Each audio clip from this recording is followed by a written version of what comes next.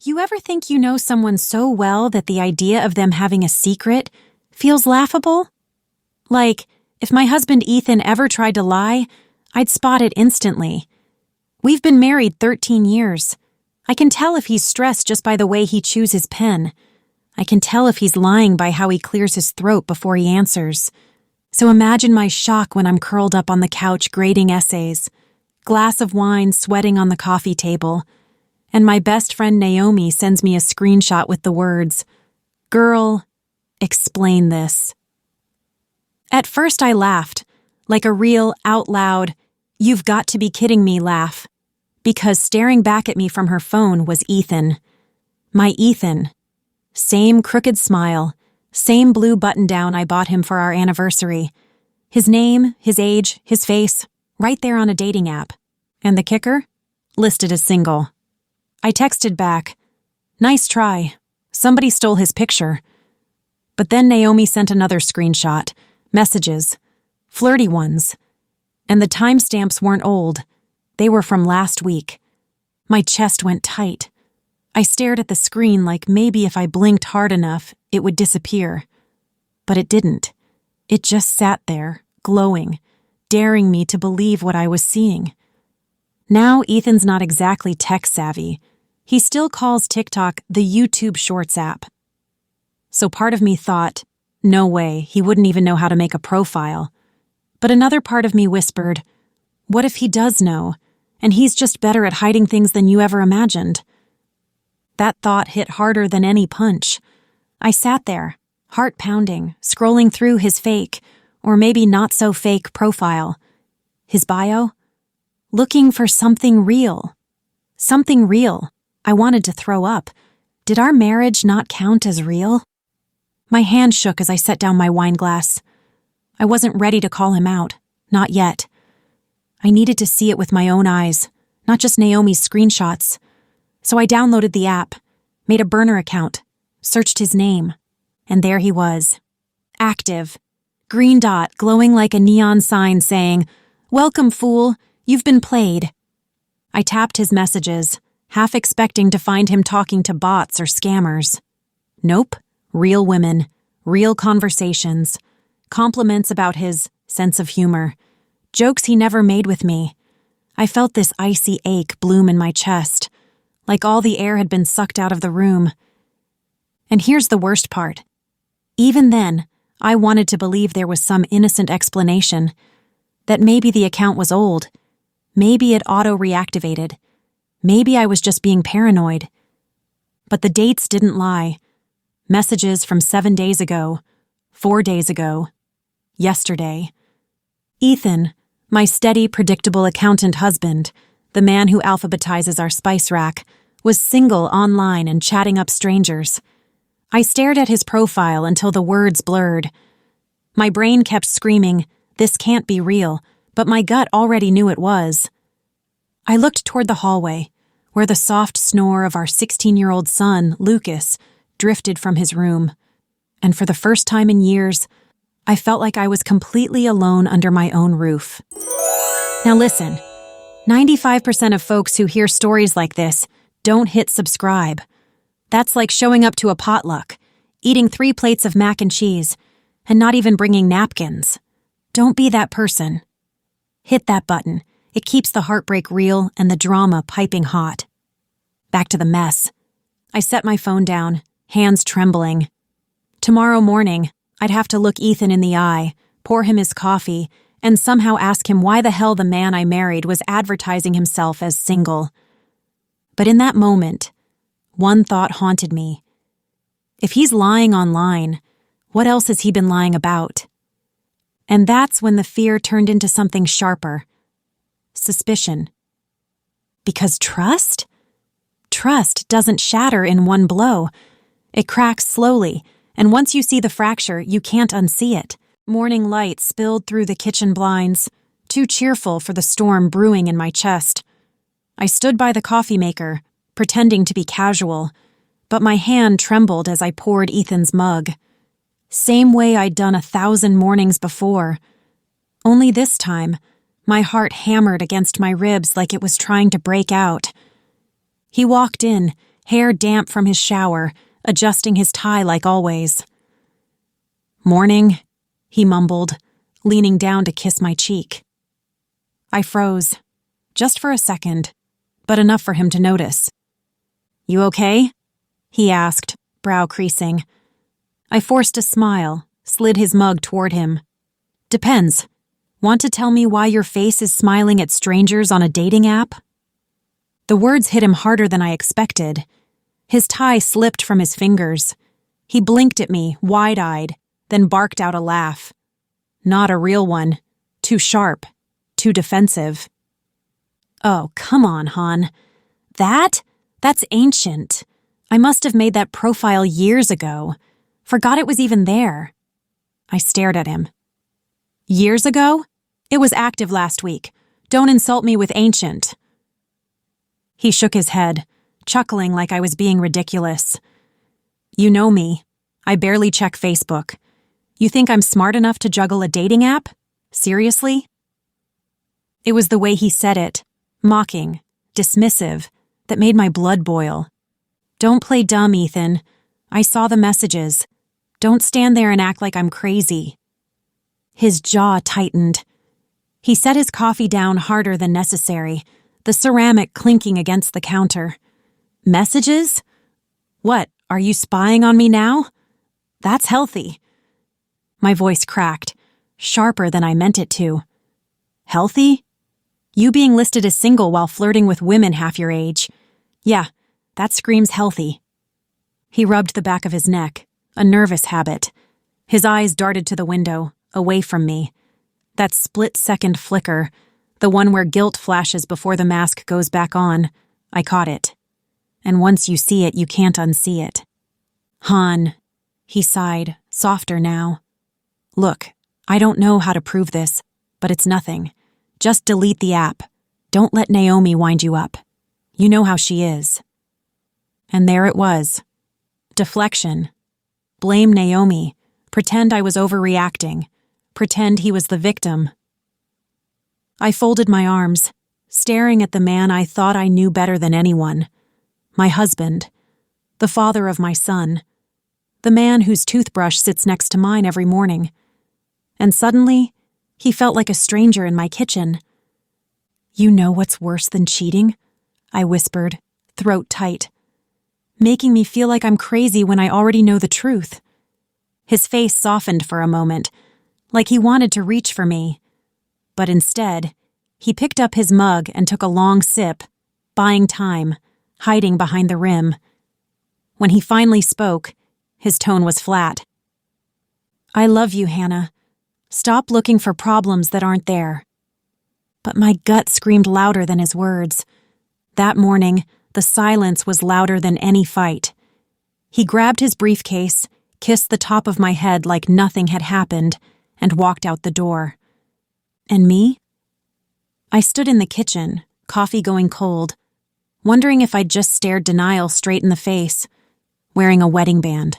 By lunchtime, Ethan's words were still circling my head like gnats I couldn't swat. "That's ancient. Don't let Naomi wind you up. Stop looking for problems that aren't there." I wanted to believe him. God, I wanted to. But you don't get married to someone and suddenly forget the way their eyes dart when they're hiding something. So I did what any rational, loving wife would do. I became a detective. That afternoon, I waited until Ethan hopped in the shower. He always leaves his phone on the nightstand, screen face up like an invitation.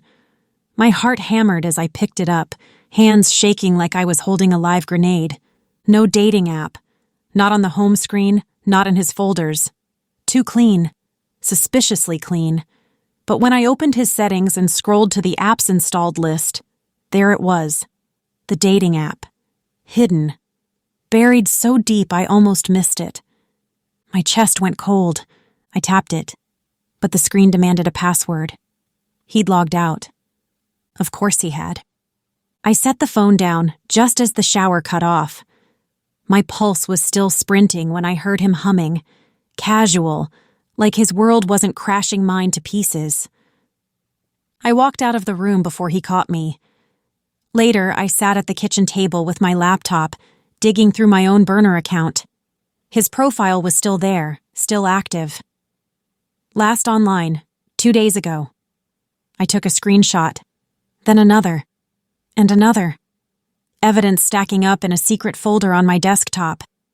I told myself it was for my sanity, but truthfully, I was preparing for war. That night, I called Naomi, put her on speaker, whispering like I was plotting a heist. "He says it's old," I muttered. Naomi snorted. "And I'm the Queen of England. Hannah, the timestamps don't lie. That man's greener than a fresh traffic light." I laughed bitterly. Do I confront him again, or wait until I have more? "More?" Naomi said. "You already got screenshots, timestamps, the whole CSI starter pack. You're one hidden camera away from a Netflix docuseries." Her sarcasm stung because it was true. And yet, I still wasn't ready. My heart wasn't caught up with the evidence. You ever snoop through someone's stuff, find something incriminating and still talk yourself out of believing it? That's Betrayal's favorite magic trick. It makes you doubt your own eyes. And apparently, 96% of folks listening right now don't subscribe. That's like sneaking into the kitchen at midnight, eating all the cookies, and leaving the crumbs for someone else to find. Hit that button. It keeps the drama messy and the confessions hot. Back to the mess. The next few days blurred into one long anxiety attack. Every ping on my phone, every notification from that app, it felt like a knife twist. I couldn't stop checking. Last online. Yesterday. Last online, 6 hours ago. Each update shredded me a little more. By the fourth night, I sat at the dining table staring at the glow of my laptop while Ethan sat across from me, nose buried in a spreadsheet, looking every bit the boring accountant I married. He was calm, ordinary, safe. And yet, my screen told me a different story. I glanced up at him. His wedding band caught the light. For the first time, I wondered if that ring was just decoration, or a lie he'd gotten too comfortable wearing. Dinner was supposed to be normal. Spaghetti, garlic bread, salad. The kind of meal you can cook half asleep. But that night, the clink of forks against plates felt like gunfire in the silence. Ethan sat across from me, scrolling through his phone between bites. Lucas, our 16-year-old, twirled noodles, oblivious to the storm building right there in our dining room. "So," I said, stabbing a piece of garlic bread, "long day at work?" Ethan nodded, not looking up. "Yeah, month-end reports, numbers everywhere." Numbers. Always numbers. Conveniently boring, conveniently safe. I set my fork down. "Funny. Your reports must keep you pretty busy, even on dating apps." The fork clattered out of his hand. His eyes shot up, sharp. Lucas froze mid-bite, sauce dripping from his fork. "Mom?" he asked, confused. "Go finish your homework, Lucas," I said without breaking eye contact with Ethan. Lucas glanced between us, sensing danger. He slipped out, footsteps pounding up the stairs. The silence that followed was thick, choking. Ethan leaned back in his chair, jaw tight. "Again with this?" he snapped. "I told you, Hannah, it's nothing. Why are you trying to tear us apart?" "Me?" My voice cracked, heat rising in my chest. "I'm not the one advertising myself as single. Do you know how humiliating this is? Do you know what it's like for your wife to get screenshots of her husband flirting with strangers?" His face darkened. He slammed his fist against the table, making the glasses rattle. "I am not cheating." Each word punched out of him like a hammer. "You're obsessed, paranoid. Do you hear yourself?" I stood, palms pressed against the wood, leaning forward until we were eye to eye. "Do you hear yourself? Gaslighting me in my own kitchen? I have screenshots, Ethan. Timestamps. Don't you dare make me feel crazy." For a moment, the anger drained out of him. His shoulders sagged, and he rubbed his temples like he was the victim in all this. "Han," he whispered, voice low now. "I swear it's old. I don't know why it's showing as active. I love you. I've never touched anyone else. Isn't that enough?" And here's the cruel thing. A part of me wanted to believe him, to cling to the man I'd built a life with, to pretend the cracks weren't there, that the foundation wasn't splitting right beneath our feet. But my gut screamed louder than his words. "You're asking me to ignore what I see with my own eyes," I said quietly. "Do you know how insane that sounds?" He shoved back his chair, pacing the kitchen, hands on his hips. "You don't trust me. That's the problem. You'd rather believe an app than your own husband." I laughed bitterly, because the app doesn't lie. His eyes flashed, and then, just like that, he was gone. He grabbed his jacket off the chair and stormed out, the front door slamming so hard the walls shook. I stood there in the echo, breath ragged, the smell of garlic still heavy in the air. My hands trembled as I pressed them against the table, trying to steady myself. For 13 years, I thought we were unshakable. But in that moment, staring at the empty doorway where my husband had just been, I realized something terrifying. We weren't unshakable. We were breakable, fragile, and maybe already broken. The next morning, Ethan was gone before I woke up. No kiss, no note, just the faint smell of his cologne lingering in the hallway. Maybe he thought avoiding me would smooth things over. Spoiler alert, it didn't. I sat at the kitchen table with my laptop, coffee going cold, staring at that damn app again. Last online, 12 hours ago. It mocked me, that little green dot blinking like a heartbeat I couldn't shut off. I told myself I needed proof, something undeniable. Screenshots were one thing, but I wanted the kind of evidence that left no room for excuses. So when Ethan left his work laptop on the desk in the den, temptation roared louder than my guilt. I opened it. At first, nothing. Spreadsheets, expense reports, more numbers. But then I saw a folder labeled Lucas School. I clicked, desperate for a distraction from the pit forming in my stomach. And there it was. An essay draft, titled The Psychology of Deception, a Social Experiment. I frowned, skimming the first few lines. Hypothesis. Individuals react differently when deception challenges trust in close relationships. My eyes narrowed. It read like something out of a college psych course, not a high school assignment. And buried halfway through, my stomach dropped. He'd written, "By creating an online profile using a familiar face," I observed. A familiar face. I froze. My heart pounded so hard I could hear it in my ears. Was Lucas talking about Ethan? About that dating app? I closed the laptop, shoving it away like it had burned me. My son was smart. Too smart. Smart enough to pull something reckless in the name of curiosity. But would he go that far? Would he weaponize his father's face for a school project? The thought made me sick. That evening, Naomi dropped by. She didn't even bother with hello, just plopped a bottle of wine on the counter. "You look like hell," she said. "Thanks," I muttered, pouring 2 glasses. She leaned against the counter, arms crossed. "So, did Mr. Accountant confess to his extracurriculars yet?" I shook my head. "He keeps doubling down, says I'm paranoid. I found something else, though." I hesitated, then told her about the essay.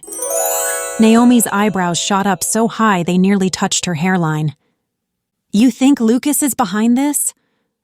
"I don't know," I whispered. "I mean, it sounds insane, right? But he's clever and curious. And if this was his idea of research..." Naomi set down her glass with a thud. "If that boy played with fire like this, he's about to learn just how hot betrayal burns." I winced at the word betrayal, because whether it was Ethan lying or Lucas experimenting, the damage felt the same. My trust was bleeding out by the gallon. You ever loan somebody Tupperware and never see it again? That's trust. Once it's gone, it doesn't matter if they meant to keep it or not. You're still standing there with no lid for your leftovers. And apparently, 94% of folks listening right now don't hit subscribe. That's like eating all the snacks and leaving the empty bag in the pantry. Hit that button. It keeps the drama fresh and the betrayals hotter than garlic bread at dinner. Back to the mess. That night, I sat in Lucas's doorway, watching him hunched over his desk, headphones in, scribbling notes. He looked so innocent, so normal. But the words from that essay rattled in my skull. A familiar face. I couldn't bring myself to ask. Not yet. If I was wrong, I'd be accusing my son of tearing our family apart. If I was right, then I'd already lost more than I could bear. By the 6th night, my nerves were raw. Every glance at that glowing app was like picking at a scab. Painful, but I couldn't stop. Last online, 4 hours ago.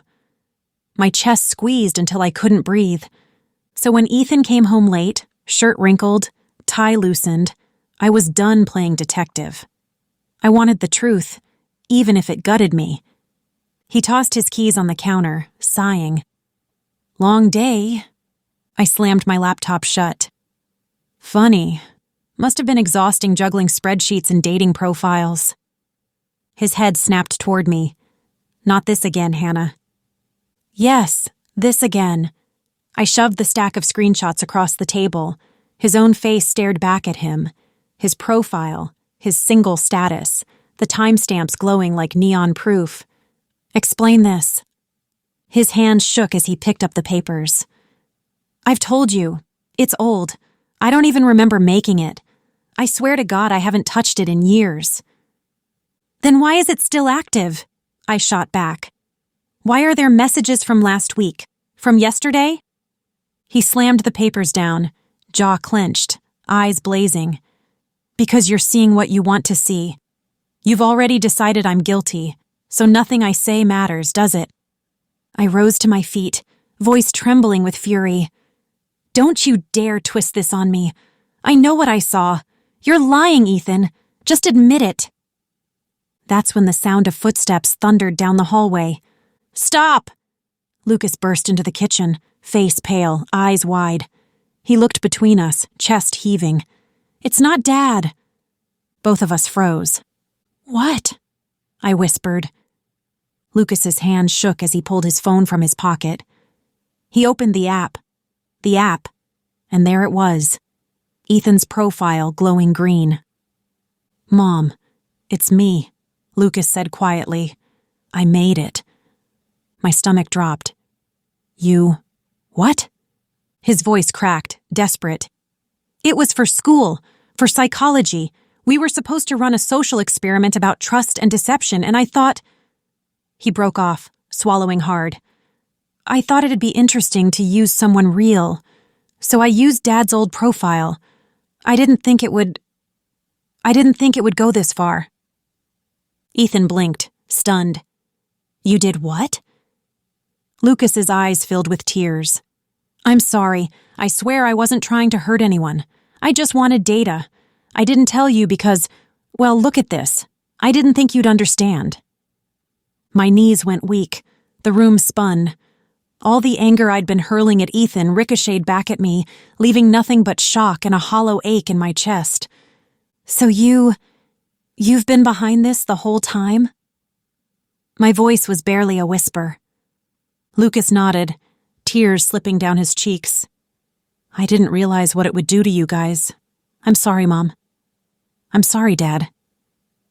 Ethan dropped into a chair, burying his face in his hands.